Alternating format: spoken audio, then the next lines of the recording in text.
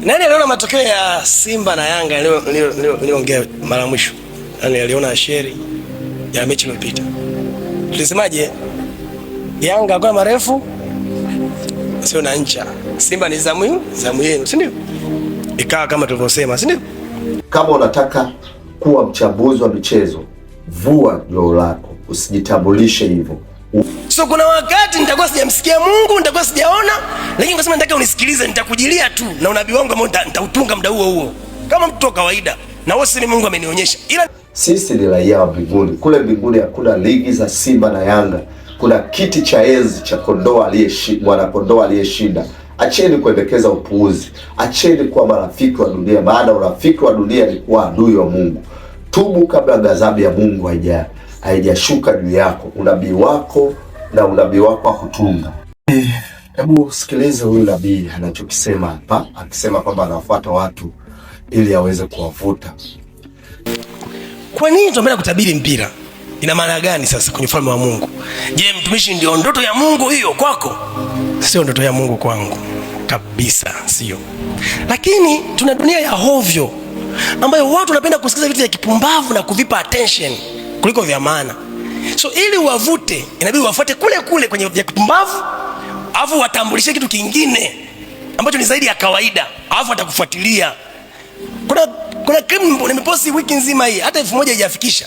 Eti leo nikaandika kwenye clip moja, nikaandika nina matokeo ya Simba na Yanga. Mpaka hivi ninavyoongea tayari zaidi ya watu 3000 wametazama. Kwa sababu nimetaja pale Simba na Yanga. Katika watu 3000 kuna ambao wameguswa na neno, wataendelea kufuatilia.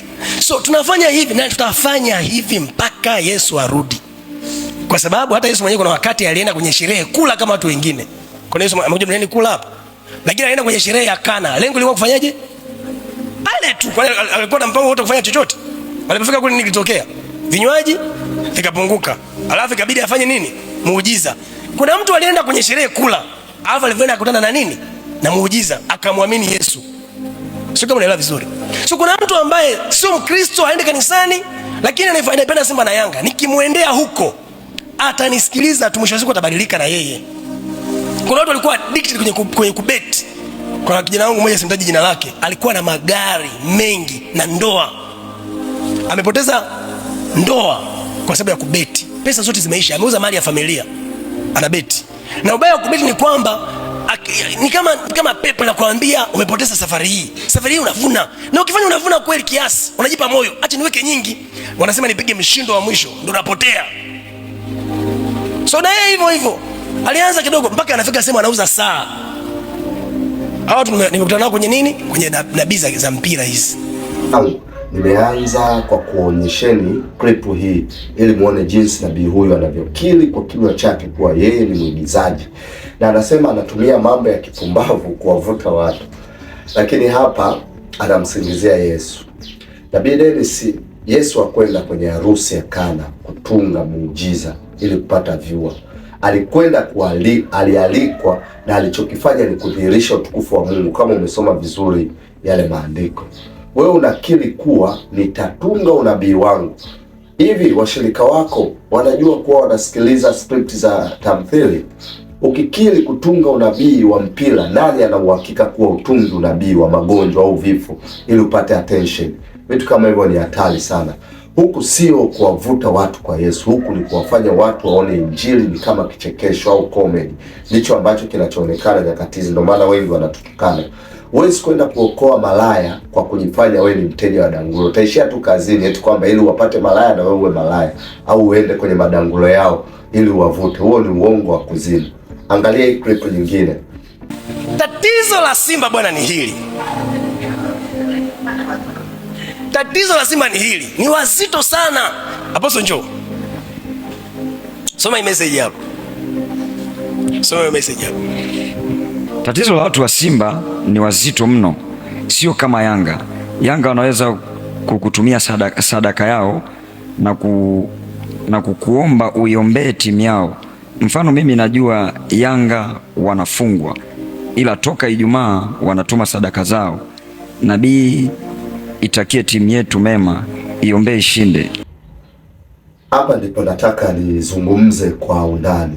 Angalieni mbinu hii, anamleta aposto mwingine asome SMS kwenye tablet ili kuhalalisha uongo wake. Hivi Mungu wa mbinguni, Mungu wa mbingu na nchi amekuwa wakala wa Tigo Pesa au M-Pesa mpaka ufanye hivyo? Eti Yanga wanatuma sadaka tangu Ijumaa, lakini Simba ni wazito. Huu ni utapeli wa kielektronia uliovikwa koti la upako. Unafanya madhabahu kuwa soko la mnada. Wenye dau kubwa ndiye anayebariki matokeo, anayebarikiwa kwa ajili ya matokeo hayo.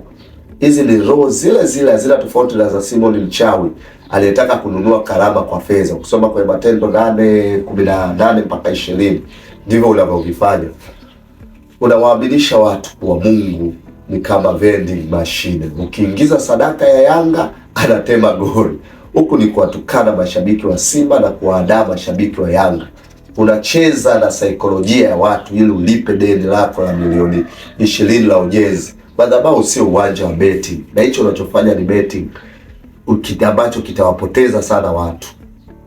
Hebu angalia clip nyingine ambayo anasema Simba ni wazito, na hivyo anasema itatoka draw kwa sababu ya msingi huo. Simba sasa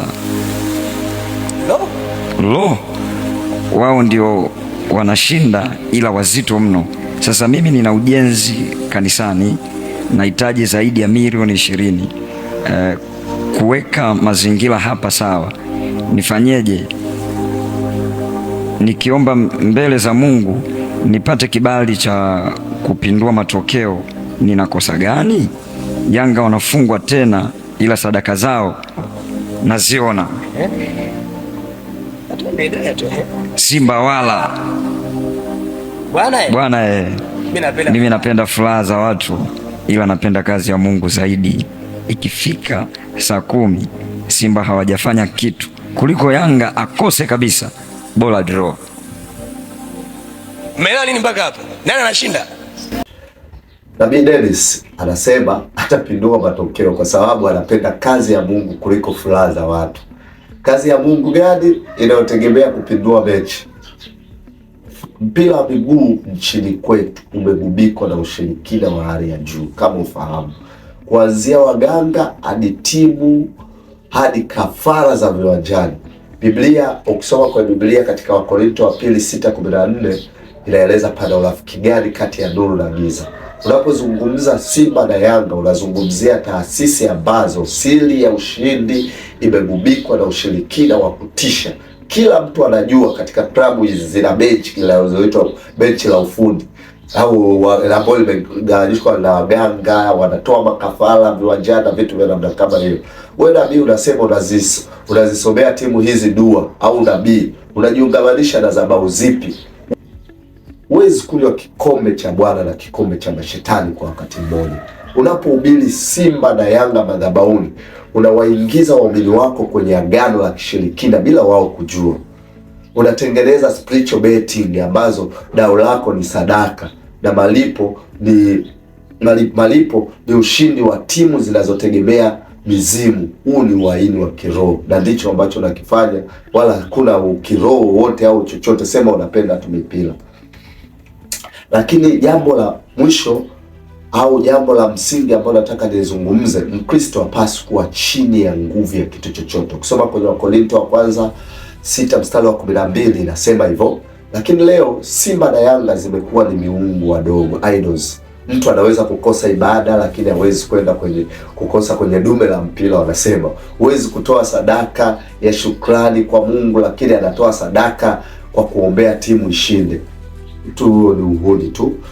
Nabii Dennis unawafundisha watu kwa Mungu ni vending machine. Nimesema na narudia kwamba ukiingiza hela anakupa goli la ushindi. Huu ni upotoshaji wa msingi wa ibada. Ushabiki wetu unapaswa kuwa kwa Yesu pekee, kwa sababu yeye ndiye aliyemwaga damu, sio hao wachezaji wanaolipwa mabilioni huko umili wako wakishinda njaa wakisubiri unabii wa mpira.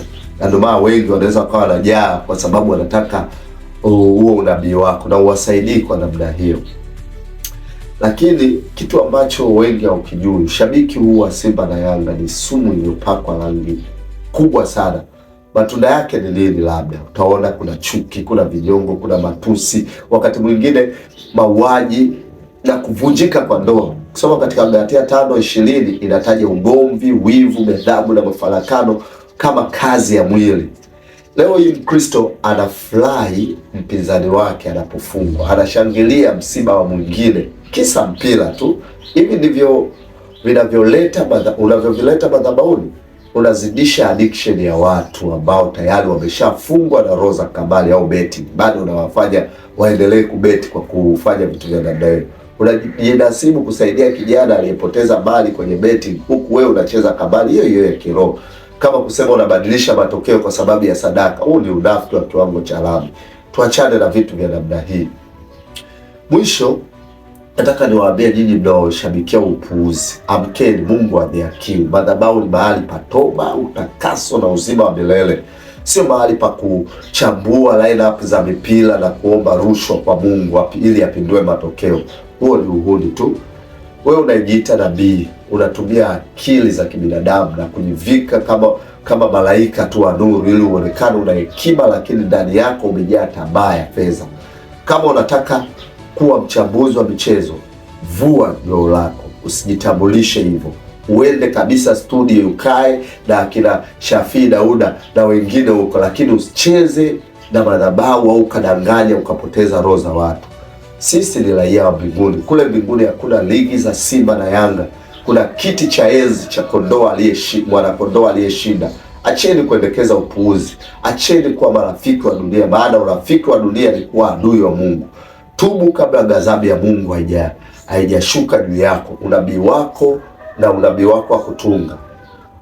Mimi napenda sana kuwaonya kwa ajili ya haya, kwa nyinyi wote ambao mnapenda sana kushabikia mipira bila kujua. Tena sasa hivi mnakuja kwa namna kama hivi, zinakuja kwa wazi kabisa. Mtu anakaa simama kabisa madhabahuni, anatabiri, anafanya vitu ambavyo na wote tunakaa tunafurahia. Tunaona kwamba mtumishi wa Bwana eti kwa sababu mbona alichotabiri kimetokea, mbona alichosema hivi kimetokea. Hiyo sio gezo cha kukaa kuangalia. Tuwe macho, tuepuke vitu vya namna kama hivi vinavyoingia madhabahuni. Biblia inasema, Paulo alimwambia Timotheo, lihubiri neno. Tukiwa madhabahuni tunalihubiri neno. Masuala ya ushabiki sijui wa mipira na haya mambo ya kidunia hayapaswi, kwanza sio tu kuwepo madhabahuni, hata hayapaswi kuonekana kwa Mkristo. Na ndio ambayo amelipooza sana kanisa la Mungu nyakati hizi za mwisho. Asante sana kwa kunisikiliza. Kwa majina naitwa Charles Richard Mwaisema, wengi walifahamu kama Shujaa CRM. Mungu akubariki kwa wewe uliosikiliza, na kwa uliyepata ujumbe huu naweza kushare na kuwasaidia wengine. Asante sana.